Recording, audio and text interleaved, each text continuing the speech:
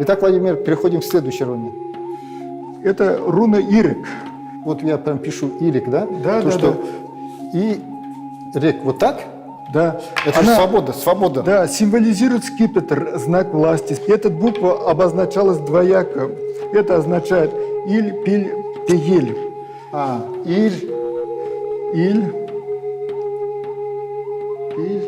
Пегиль.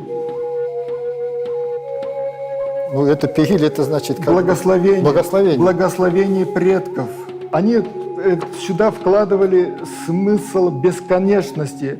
И опять же, возьмем этот знак или эту руну, связанную с кириллицей. Благословение получали они с отцовской материнской линии. Получается, если тогда, да, там благословение, значит, соединили косой, и получилась современная буква И.